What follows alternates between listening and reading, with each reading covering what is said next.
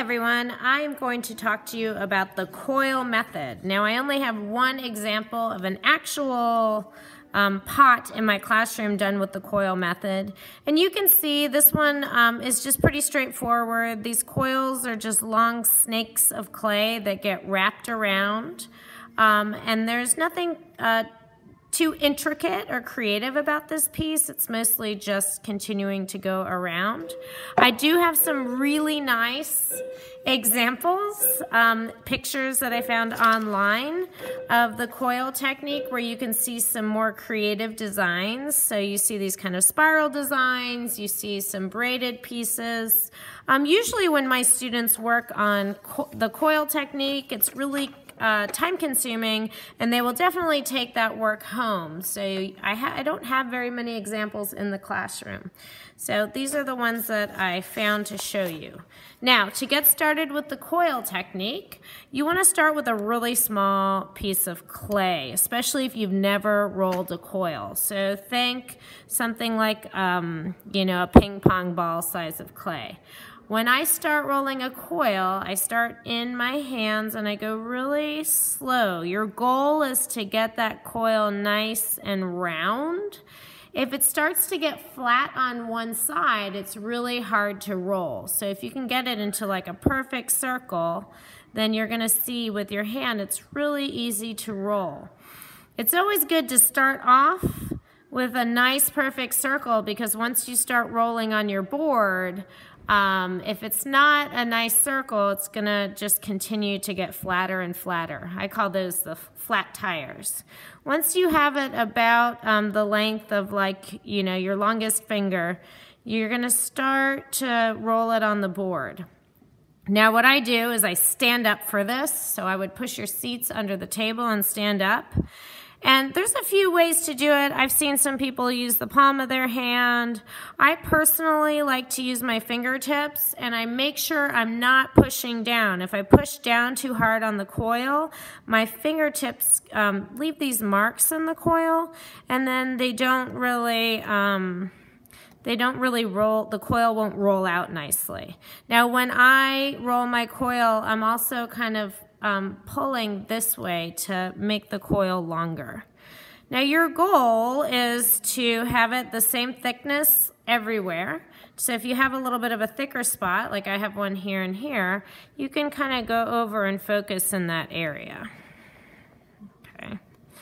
Now I say about the thickness of a pencil is pretty good for a coil, but of course depending on what you're doing, you can make it thinner or a little bit thicker. Remember, you can't make it thicker than your thumb, so don't go too thick. Okay. Now there's a few ways to get started if you want to make something like a pot or a vase. You can roll out a flat slab and continue from that, or you can use your coil and roll it this way. Now, remember the rule about slipping and scoring. The thing that students don't like about the coil method is if we want it to attach properly, the safest bet is to score all the way around, all the way. Use the slip and then roll it. Okay. And if you're traveling up your vase, everywhere the coil touches, it has to be scored on both of those pieces and slipped. So it's really time consuming. Now I will say this, to break this rule, and I've seen it work and I've seen it not work, but if you want things to go a little faster, you can just use lots of water and slip, and it should stick pretty well. Now it's always a little bit of a gamble, but I would say you're pretty safe if your clay, if you kind of squish it a little bit. You don't want to lose that coil as you're going, but you're pretty safe that it should stick. Okay. So you can start the bottom of your cup or bowl or whatever you're making this way and then build up. Another method is to have a slab. So let's say, and this isn't going to be a perfect circle, but let's say you have a little slab for the bottom of your clay piece. Okay. This is going to be a cup, so it's going to be about this thickness. Now you want to make it nice and perfect, exactly the shape that you want, but you could potentially start this way as well. I would definitely score the coil that attaches to the base because you want that to stick really well. You don't want the base to come off.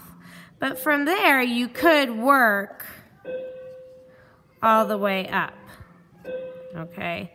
Now, if you want to get this look where you have some spirals and some other shapes, you could also create those. So I'm just going to actually cut this little piece off. I already have a spiral ready. And you can slip and score those up as you're working. So let me see if I can take this off. So something like that. So you can get really creative with the coil method. I've seen students do like zigzag designs and add those. I've also seen like just a whole row of like little balls of clay. I would definitely slip and score those on, okay, if they're all a bunch of little separate pieces. But you know, you can have fun with it and get really creative. And have a look at these examples. They're very helpful. All right, now it's your turn. Good luck.